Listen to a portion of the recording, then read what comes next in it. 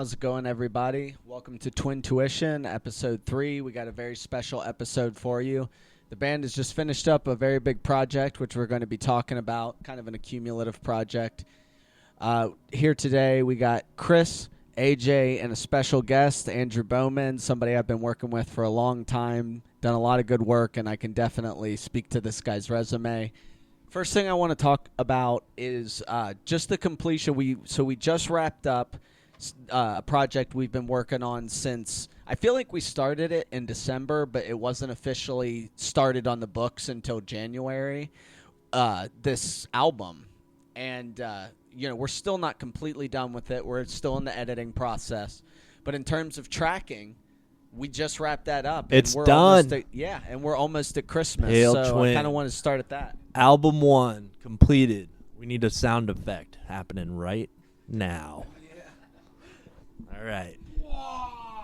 But yeah, really cool. It's cause for celebration.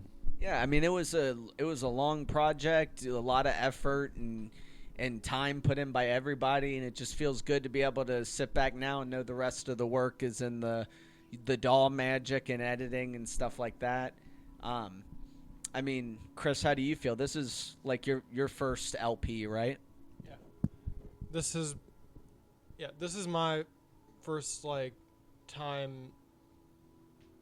even playing in a band, really. So it's pretty crazy to think that in the first project that I've ever really been in, we're already releasing multiple songs onto Spotify and onto other platforms. Just is a really cool thing to be able to see. Yep. So after everything's said and done, it'll be 10 songs in about a year and a half. It's pretty good. Not bad. I mean, we stayed busy writing and recording. Yeah, you guys definitely have. I mean, I heard demos from you guys quite a while ago, but man, the songs have come so far from that point, and some songs just randomly cropped up over time, and like that acoustic song that I will not name right now. No, hey, but I'm very excited about that one too. It's coming in the future, and let me tell you, it is one of the best songs on this record. I 100% agree. Top 3 for me. I would like to maybe get into that, like that idea of a ranking later, but I don't know if that's something we can do without giving too much away. So I feel like to continue this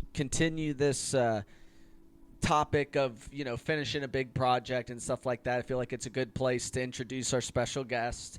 Like I said, his name is Andrew Baughman. You want to tell the listeners about yourself and any experiences like this you've had finishing up a long, like a year long or just a long project in general, and then as well, any projects that you're working on right now?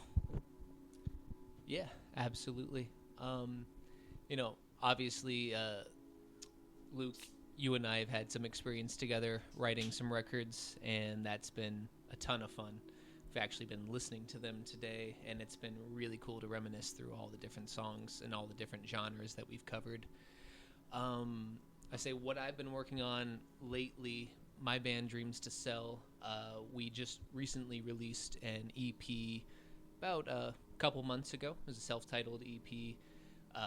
Really happy to finally have it out. I think we started it in January, so similar to where it takes a lot of time and love and effort to put into it to finally get it out and get going, but it's been a ton of fun, and we already have some new songs on the way, getting ready to go, and we're actually playing them here this Sunday at Motor, a free show.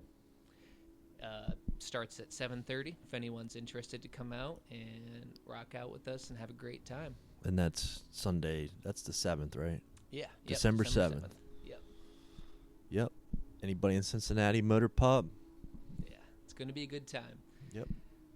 As we sing away our Sunday scaries and we get ready for Monday to restart the week. I hate Mondays. I had to say You doing a Tim Robinson bit? it. No. Okay.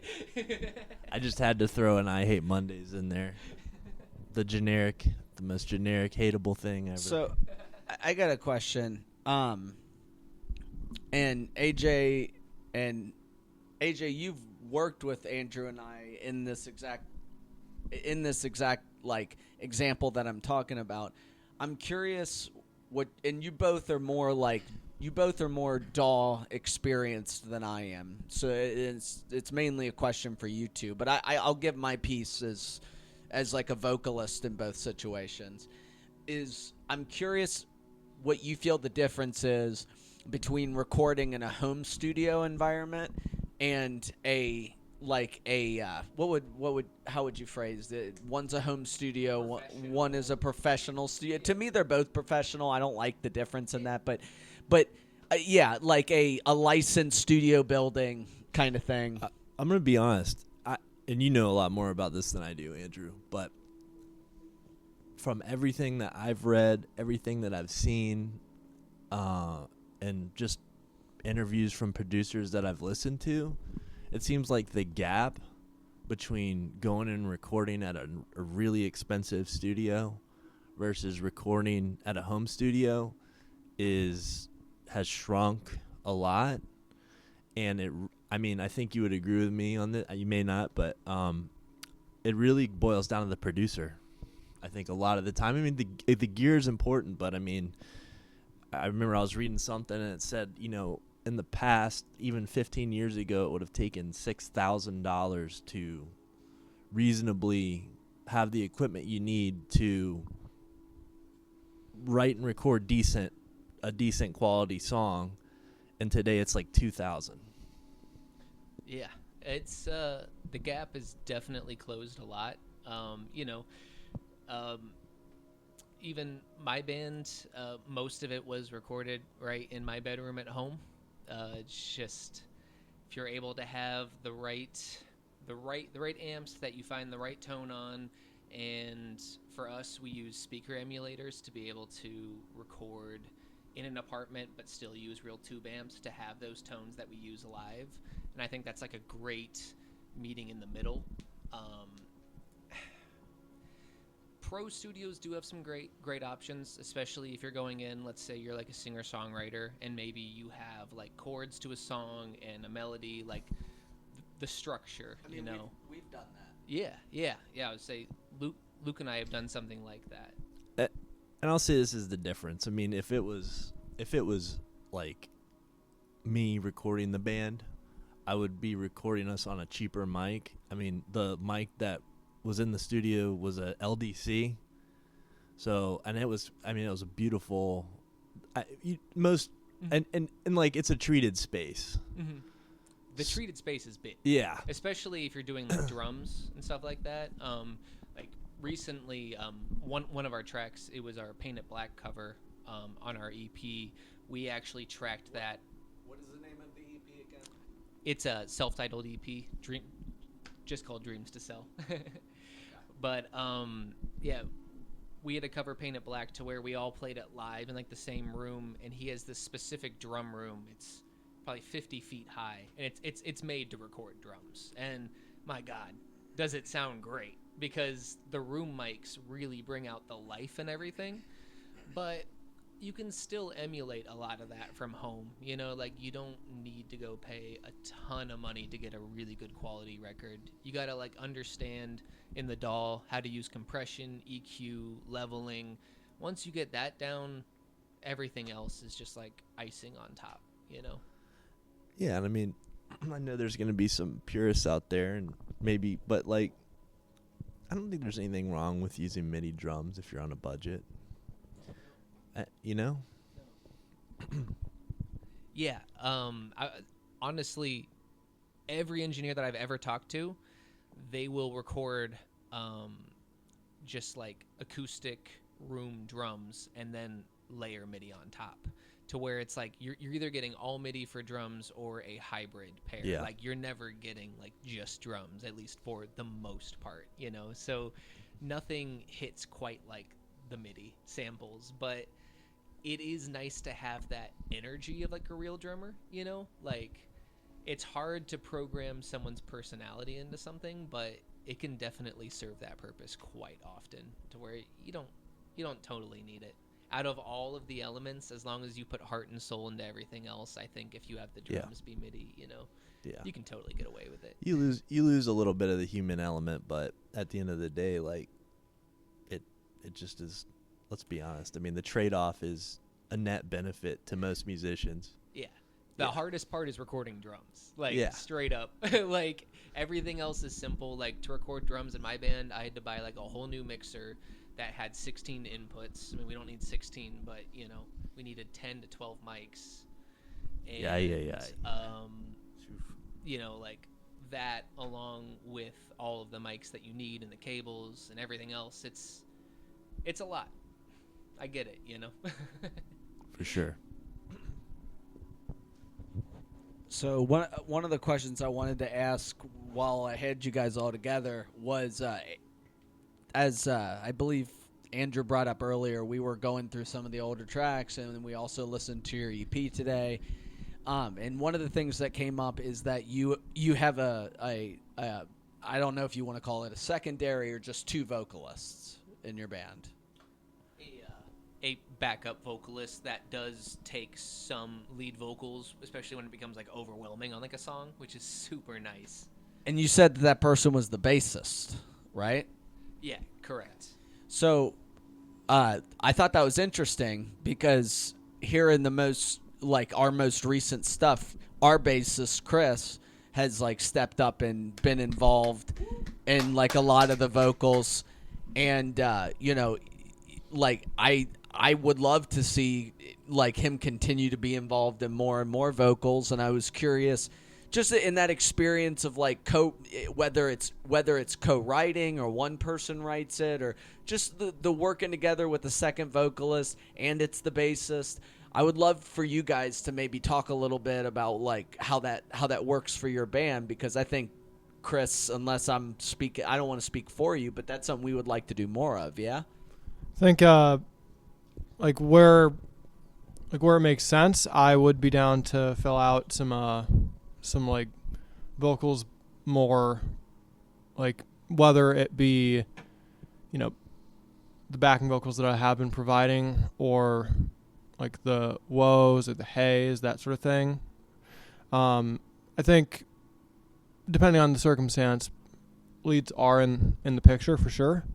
But for now, I feel like I'm pretty content with the backing vocals. I feel like it definitely is good to support the song in some cases. So yeah. That's awesome. I like in our band sometimes the melodies, especially on choruses, can get like a bit intense. Like you're singing in like a really high register for a long time. Kevin, our bassist, he is my saving grace. Shout out to Kevin. That's Chris. Yeah, dude. Bassists hold it down. Shout out to Kevin's everywhere. Yeah, Kevin's everywhere. Kevin, we miss you. We love you, Kevin. For real though, that man has picked up just so much, and he'll just come up with random harmonies that sound incredible. He'll come up with random melody changes for me that just work so well. Like the amount of ideas that man brings to the table, I just can't live without your bassist, you know. And I think if there's one lesson to bring home, it's we all need a good bassist in our lives here. All right. So I think this project that we just wrapped up is the longest project that I've ever worked on. I mean, like I said earlier, I think we started it in December, started tracking in January. And at least to my immediate recollection, I don't think I've worked on a project on like as long as a year, certainly not longer than a year before. And it's definitely satisfying in some ways that like I haven't experienced. Like I love all the tracks, but it's also like we stayed with it. We put in the work, put it in, and now we get to enjoy that for a little while. You know, obviously the people that are following the band know not all those tracks are released yet. and we're going to just take the time to make the tracks better, get the music videos better. We've set ourselves up in a situation now to make the best content we can. Where in the past, I'll admit, like when I was doing solo artist stuff, you drag out releases and it cuts down your time to really make quality, in my opinion. As a theory, I think that's one of the nice things about being in a band. If you have multiple people contributing, is that you got potentially 5 employees, or not 5 employees, but 5 owners, kind of working to launch the brand, as it were. Whereas if you're a solo artist, you got to do everything on your own. I mean, the trade-off is you can do everything the exact way you want to do it. But I don't know, there's advantages to both.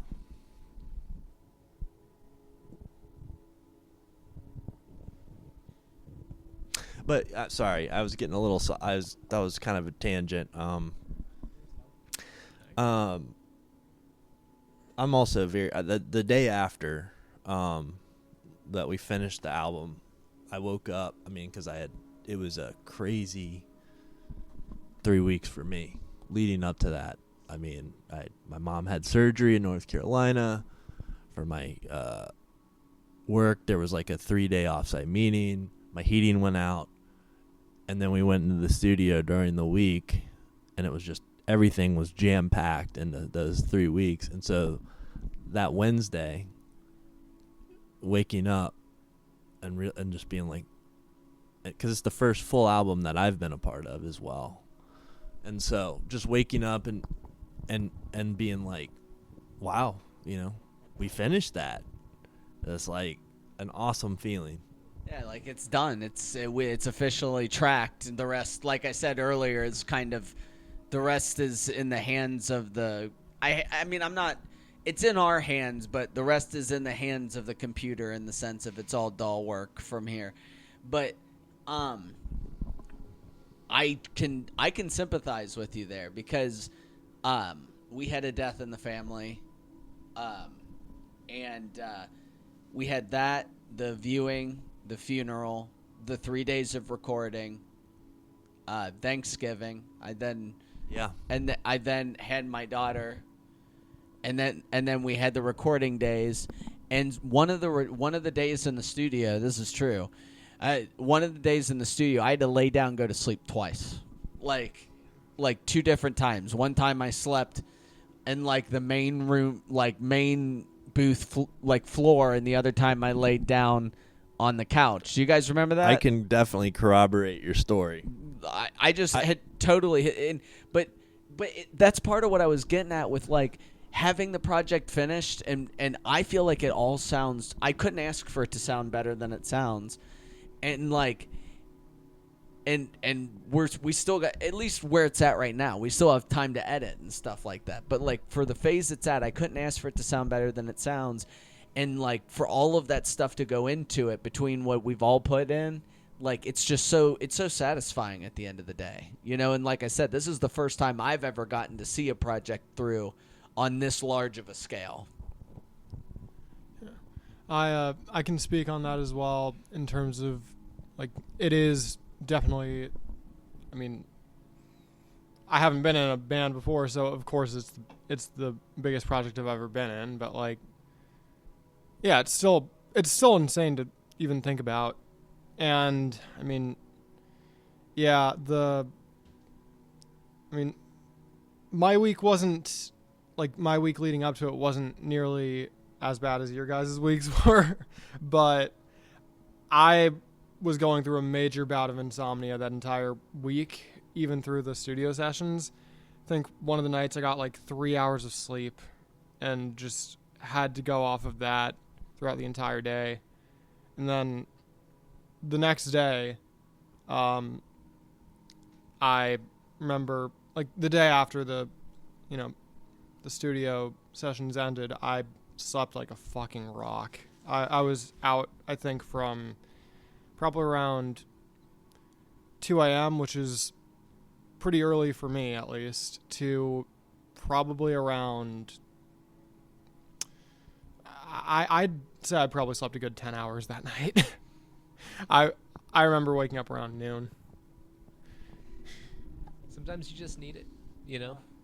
That process can be pretty killer on you. You know, making an album is a ton of fun, but there are a lot of hardships in it. There are sometimes I swear that like I hated some of the songs. I questioned if the songs were even good because you get blinded. You get too close by them because I mean, I also engineered our songs, so I feel like I heard them at practice, I heard them recorded, and then I heard them in mixing, and it's like it was hard to take a step back and really just look at it and be like, are these songs actually good, you know? You need a third person sometimes. Yeah, no, that's a definitely I can't think of what I'm trying to say, but Like, sometimes you just get too close to it, but you know what you're doing is right, and you know what you're doing actually is good. You just get disillusioned some days. it's a good perspective. I had that. You know, probably everybody at some point is gonna have that. Their artwork, their soul that they're bearing to the world. Yeah. Of course. But at the end of the day, something propelled you, you know, like something made you want to record that, and you knew that it was special, and you got to follow that. The way you phrased that made me think of something. I was just thinking about this the other day, and to me, and I know that there are people that will, probably a lot of people will disagree with this, but I think that like if you're going to invest in being a musician regularly for a long period of your life, the payoff is amazing, even if you don't like become a famous musician where you're making millions of dollars, because you have a piece of art that never dies that you can keep with you forever. But the decision and the commitment, if it's something that you actually do for a long period of time, to me is at least inherently a little bit masochistic, because like you have to truly enjoy the constant pursuit of perfection, that nothing is never truly enough. Like that this, I'm not doing this well enough. And like, that is kind of masochistic in a way. And like, I'm not saying that is a bad thing at all, but I think maybe that's a thing about all art. I would think if as a painter, it would be the same thing. You know what I mean? Like, I think it's hard to be that type of artist and not enjoy the pain of pursuing that art a little bit, like on these long projects and things like that. We could go really deep. I agree with you. I think when you were saying that, I was thinking you have two basic paths if you really care about what you're creating, what music you're making. You have two paths, and that's beat yourself up and not do enough to make the best song, or work your ass off to try to get there. And both of them hurt. So like, you got to choose which one it's going to be. But you know, I think not to be too deep or like too nebulous with it, but you know, that's life. Life is kind of suffering. So, Life I mean, Buddhist first noble truth. I do get what you're saying. Yeah. I will tell, like, I would be lying if I said that I'm not very excited to get into this back half now of the project, where we get the stuff finished, edited, printed, start doing shows, merch out, like, and that's what I mean. Life is like the, you know, in the sense, I think it goes both ways. Like, we put in this time, we put in this work, we put in however you view it, and now the payoff is now on the other side. Yep. And like, the longer the project, the more that payoff is. But to me, you can do 50 songs on a project, and if you don't put anything into any of the songs, then that's what you're going to get back. Doesn't matter if it's 50 songs. Doesn't matter if it's one song. If it's one song and you put like the you know, absolute divinity into it on a track, that's what you're going to get back. Like, I really do think you have I think, yes, like music is a lot about trends, but if you're in terms of making music you're happy with, I think we have a lot more control than we think. I would definitely agree with you there, Luke. I think that's true. I mean, somebody can write a song in 2 hours and it could be a major hit these days, and there's nothing wrong with that at all. Like, if people like it, people like it. But if you're writing for you and you want to take the time, it usually goes, the more time you take, well, I don't know. I don't know about that. Yeah, it depends. Some of the best songs come out in like a day, but yeah, it all depends about the energy that you put into it, you know, like what you bring to the table when you go to try to write it. I would say it's not the time, it's the investment of yourself. How much do you open yourself up to the project?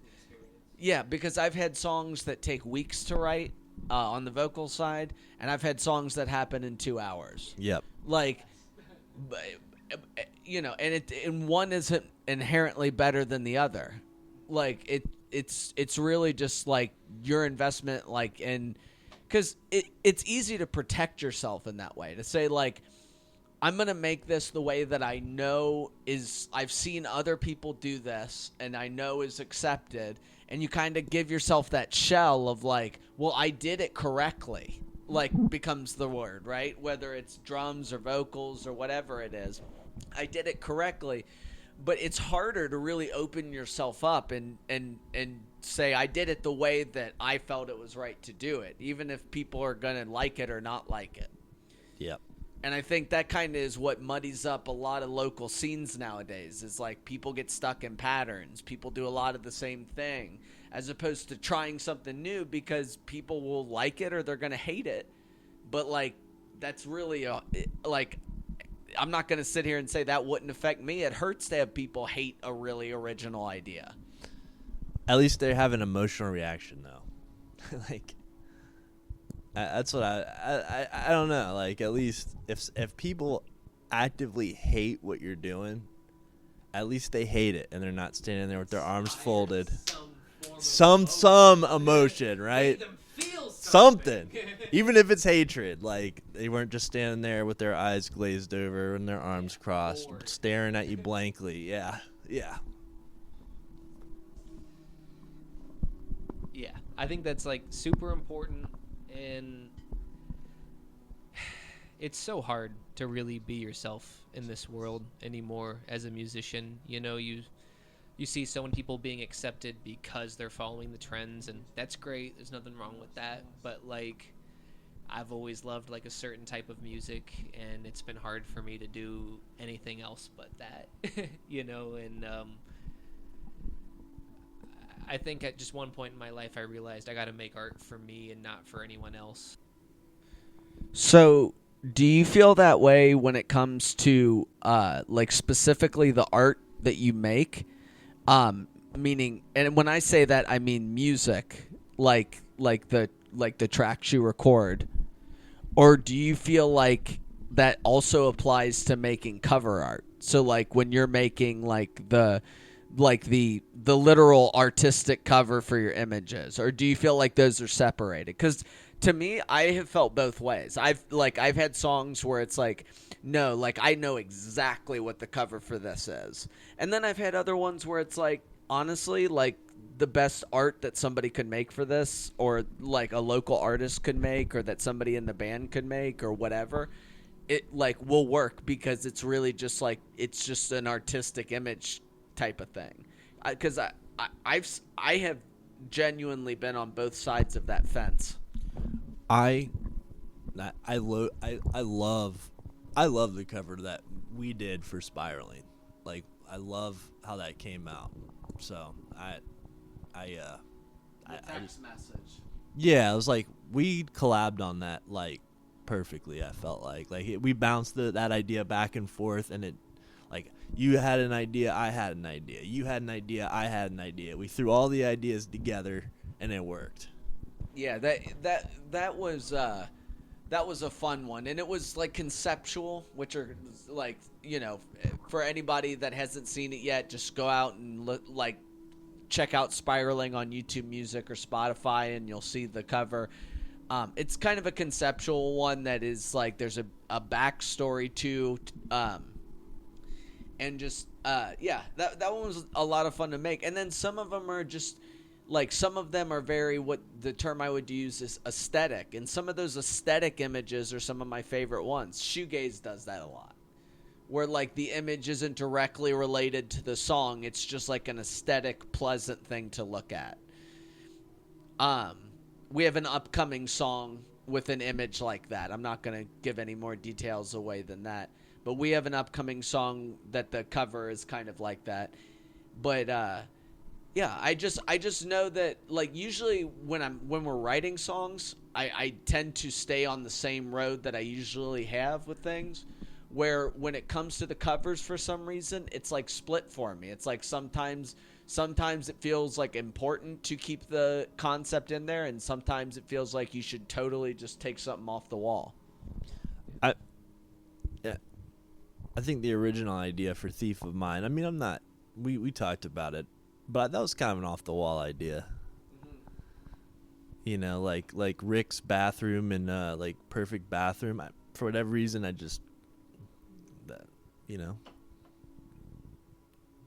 Anyway, I'm trying. I'm really not this. I'm excited to see how the new cover is going to turn out too. We got a local artist. Yeah, we got somebody local making that cover that we're excited about. So.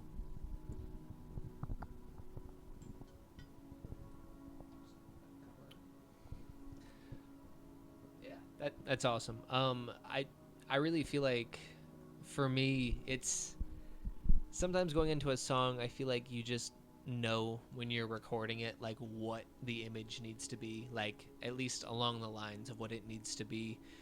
But there's quite often to where I feel like we go into a song and I honestly just, I can't really picture it besides a feeling that the song gives, and I need to, like, talk to an artist and try to, like, relay what I think the song feels like, as far as like what they should make it to be. Honestly, I'm just not that good of like a visual artist. I've definitely always focused on audio myself. So this is kind of like a flashback topic, I guess, but I think it'll be fun. Is so AJ, Andrew, and I have worked like on other projects in the past, like outside of Pale Twin, and I was wondering if you guys had like a favorite moment from those home recordings. You know, when we were like at Andrew's house, like when we did fantasy stuff like that. I got a few. I thought, I remember doing Serpentine with you guys a lot. You know, I mean, it was, some of it's because it was because of my involvement, but I remember doing the Serpentine of that Serpentine bass line. You remember recording that? Oh, yeah. I definitely remember that. I always remember when you drop a bass line. Yeah. It always sticks out in my mind. I think that was like the one on that album. I remember as soon as you started playing it, we're like, yeah, that's it. You know, just instantly. It's a pretty good bass line. I think pretty good. But that, I remember that, and I don't want you to get mad at me, but I remember that one time you accidentally hit Luke's weed pen. You remember that? Oh my God. And you got You mean that time where like it gave me like an allergic reaction? Yeah. I was thinking about that the other day, actually. I was thinking how funny and embarrassing altogether that was. I felt bad. I was just like, No, I know dude. how he feels right now. I've had it before to where like I don't know why occasionally it just gives me like these crazy hot flashes and like I just gotta like leave and just cool off for like a bit, but You don't remember that? I left for like 10 minutes. I'm like, I gotta dip, guys. Like, and you guys were talking, so it was great. You know, it's like, okay, they don't even know anything's happening. I'm just dying in the bathroom. I'm like, just gotta get over this, and we're good. I thought it was a CBD pen, and it was not a CBD. No, it was a Delta 8 pen. Yeah. That's not CBD. No. I don't smoke weed. No. That's I haven't smoked weed That's in a long fair. time. I think CBD is just like CBD oil to where like you're not gonna get high at all. That's and how this, I view it too. but Delta 8 gets you somewhere. It does. For sure. Um, I've clearly because no, I could tell it creeped up on you, and you're like, "What the fuck?" Like all of a sudden, you just tell you're like, "What is like?" It just hit you. I smacked it way too hard too. I kind of like I was like, it's just CBD. It's no big deal. Learn from me, kids. Learn from me. And then I'd say last is that you always had the Simpsons on. I remember you or near the end, the Simpsons were always on. Dude, it is my vibe background show. Like, I grew up watching that. I'd go to soccer practice, and I'd have my VCR record that while I was at soccer. You know, like, I've been watching that since I was a child, and I know that probably sounds dumb, but it's just like one of those shows. It's like it makes me feel like at home when it's just like on in the background. I totally get it. That's like that movie Sleepy Hollow for me. So I totally get it. Totally. Nice.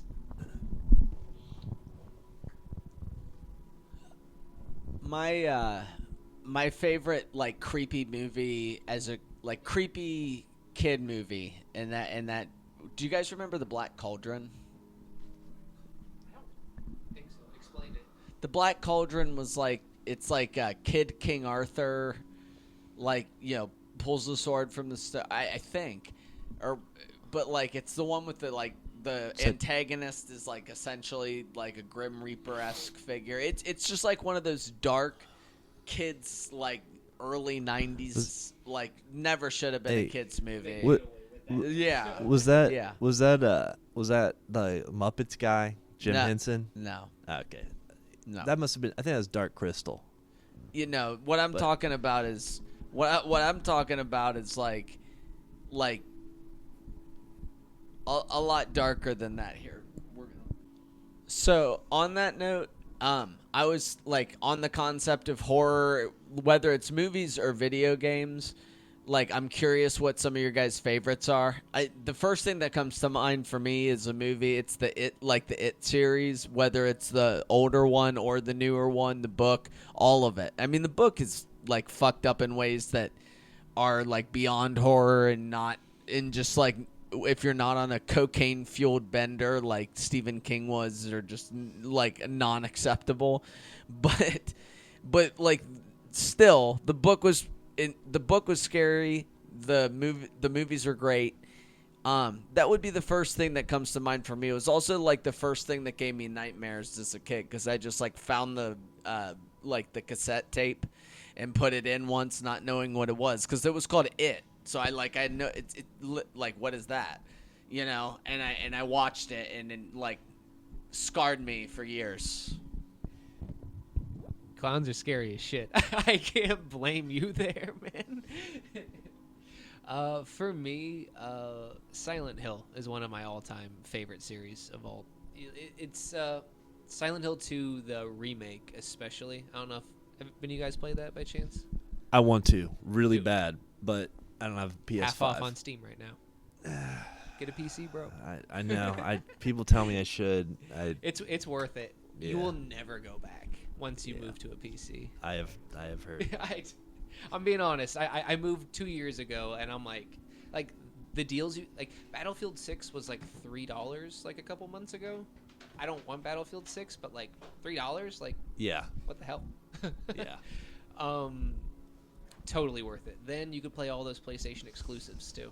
Yeah, I mean, because I got like Resi 4 remake. I wanted to play. I still haven't played the remake, but the original I've played too many times. I haven't played it one time, but I want to play definitely want to play that. And then Yeah. what about Dead Space? I love Remake. Dead Space. 1 and 2 are two of my like favorite games. 3's decent. It's just like an action game in my opinion. But it's good, for what it is. But yeah, Resident Evil 7 and 8? Anyone? Yeah, 7 was awesome. So I was like fairly fresh off of playing the 2 remake, and I think that's one of the best games that I've ever played personally. Yeah, the Resident Evil 2 remake. And then I played 7, and I was like, I mean, it was different, but it's still the same. You can still, it's yeah, and it's still got that Resident Evil, like with the puzzles and like the keys inside the house, and like. I loved how they did the audio too. If you noticed, Margaret, the mom, like her voice would distort when she'd be yelling. You could like audibly hear the like preamp distortion, which drove it into your ears more, making her voice sound even scarier. I do not remember that, but play it again. Yeah. And, like listen, you will literally hear like the distortion in all of their voices, like especially hers. And like it, to me, it adds this subconscious layer of fear that like like the audio engineer can implement in creative and tasteful ways. Cool. Yeah. So was Silent Hill your favorite as well? Favorite horror game of all Just time. horror period. Horror period. It's just like horror period. Because if there was a horror It game, I would be all over that. Why haven't they made that? Horror It game, people. Yeah, seriously, wake up. Probably just getting the copyright's got to be expensive. Well, yeah, they got to cut out some. They got to cut out some scenes. I'm for a big. sure. I'm a movies guy. Ultimately, so Hereditary scared the shit out of me. Dude. That was the last thing I saw that I was like, this is actually terrifying. A24 rocks. And yeah, and that guy Ari Aster, did you see Midsummer? Yeah. Dude, that was Wish I rough. didn't That was sometimes. rough. And that first scene when it opens up and the sister's reading the Facebook thing and it flashes to the sister and like what she did to the family, I was like, what am I like that Starts like that. I was like, this is dark. Like you just knew it was gonna be really dark. But yeah, I would say Hereditary lately, and then when I was a kid, it was actually Darkness Falls as the movie for me. It's super cheesy movie today. You watch it today, it is like, it's so B. But when you're 11, the thought of like a demonic fairy tale lady who lives in the dark and comes to like destroy you. It's yeah. You're like shit. I guess I gotta keep the light on at night now. So anyway. I remember my first experience with horror movies that I can remember was I was probably like 10 at the time, and I watched Annabelle. At 10 years old, just watching that, I didn't know what the fuck was going on, but my little brain was like just completely lost and completely freaked out. But I like horror movies. Can I don't back know. up to the fact that you were 10 when you watched Annabelle? I think I was about 10. If this doesn't speak for Chris's age, I don't know what does. Yeah. Don't remember when it came out, but I remember I was young enough that I was still kind of reeling when I saw that. Dude, it's a good one. It's a really good one. I saw that in theaters, and I remember the feeling that gave me, and I definitely was not 10. Yeah, you guys are old. Yeah, I know. We're old farts. Come on. Yeah. Kind of random question, but I'm curious if you guys could go back in time to go see one band, if it's one show specifically, one location, however much detail that you guys think about it in, that you would go back to see. Because I don't know that I can name a location, but I know that if I could go back in time to any performance, I would probably go back to see Pink Floyd, like back in their prime, when they were reinventing psychedelic rock, or not even reinventing, just inventing psychedelic rock. and when they were doing the wall and stuff like that. If I couldn't do that, a close second would be to go see Black Sabbath, like a Black Sabbath. Ozzy, Black Dio. Ozzy, 100%. Hands down, right? Yeah, no question about it. But those would be mine. Yeah, for me, there's actually one specific concert that stands in my mind. I don't know the date, but it was in Maui, and it was when Jimi Hendrix played there. It might have been one of the only times that he played there, but there's incredible video footage from that. Definitely recommend you to go watch that if you're at all a fan of him, but it is so cool to see him in his prime just tearing it up and making some of the coolest music that just influenced so many other bands. I'm honestly not sure. I don't have an answer. I'm just going to pass to you, Chris. For me, I think my first pick would probably have to be,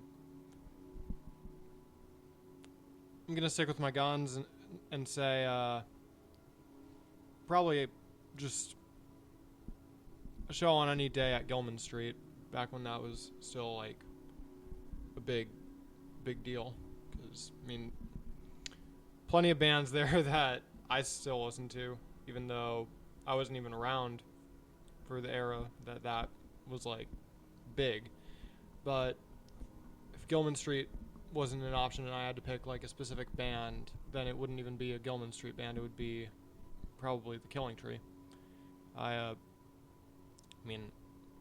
still listen to their songs on repeat, and it's probably one of the bands that has been in my like playlists for the longest. So, yeah. I thought of an answer. I'm just going to keep it short. Just because of like the band and like their legacy, I would say the Doors. Before they were big on Sunset Strip, I think that'd be a really cool show. So I think we've just about covered everything. But before we wrap it up, I'd like to circle back to what we started this podcast with, which is obviously we just finished up this project. We got a lot of stuff coming up for editing, future planning, shows, things like that.